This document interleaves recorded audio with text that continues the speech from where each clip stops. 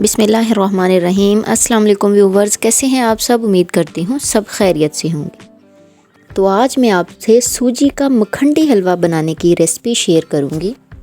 एक नया तरीका मैं आपके साथ शेयर कर रही हूँ मखंडी हलवा बनाने का। अगर रेसिपी पसंद आए तो काइंडली शेयर कीजिएगा, लाइक कीजिएगा और कमेंट बॉक्स में ज़रूर बताइएगा कैसी लगी मेरी रेसिपी। इस मखंडी हलवा को बनाने के लिए मैंने मेजरिंग कप का इस्तेमाल किया है। मैंने 1 कप सूजी और 2 कप दूध लिया है।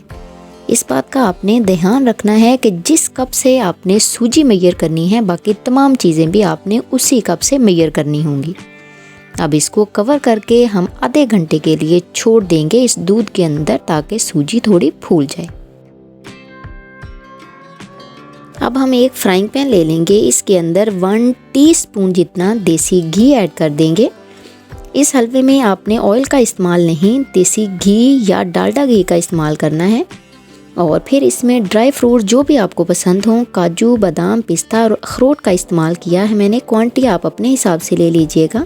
अगर आप इस हलवा में ड्राई फ्रूट्स को नरम खाना पसंद करते हैं तो फिर इनको रोस्ट मत कीजिएगा।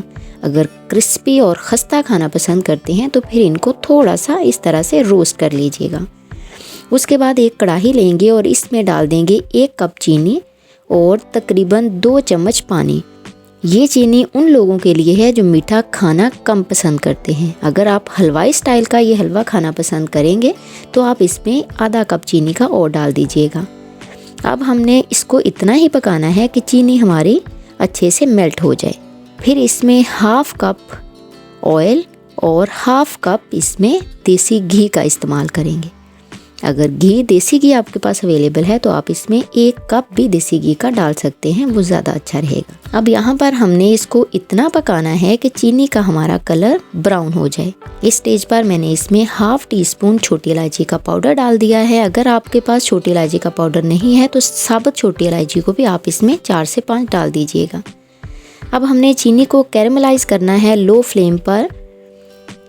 और इसका कलर आप देखें, इतना ब्राउन इसका कलर होना चाहिए। इससे ज़्यादा आपने इसको ब्राउन नहीं करना, जलाना नहीं है। अगर आप इससे ज़्यादा इसको ब्राउन कर लेंगे, जला लेंगे तो सारी मेहनत हमारी ज़ाया हो जाएगी। इसके बाद हमने जो सूजी को भिगो कर रखा हुआ था वो ऐड कर देंगे। इस स्टेज पर आपने परेशान नहीं होना कि चीनी हमारी गुठलियों में चेंज हो गई है, वो दूध या सूजी के अंदर मिक्स नहीं हो रही। फ्लेम को आपने लो ही रखना है और कंटिन्यूसली इसको हिलाते जाना है। देखते ही देखते जितनी भी चीनी है वो सारी सूजी के अंदर मिक्स हो जाएगी और मसलसल इसको इस तरह से दबा दबा कर हिलाते जाना है। और फ्लेम को आपने लो ही रखना है, फ्लेम को मीडियम या हाई नहीं करना।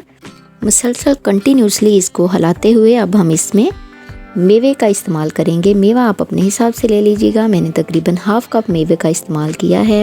बस यहाँ पर एक काम ख़त्म नहीं हो गया। अब इस हलवे को हमने इतना भूनना है कि ये बर्तन को छोड़ना शुरू कर दे और इसका कलर भी चेंज हो जाए। ये हलवा थोड़ा चिपचिपाहट वाला होता है जो कि खाने में बहुत ही मज़े का लगता है।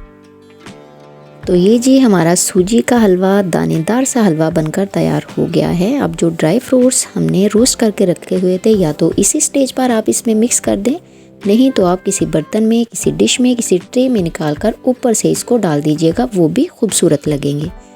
उम्मीद है ये रेसिपी आपको पसंद आई होगी। हमेशा की तरह वीडियो पसंद आए तो लाइक कीजिएगा, शेयर कीजिएगा।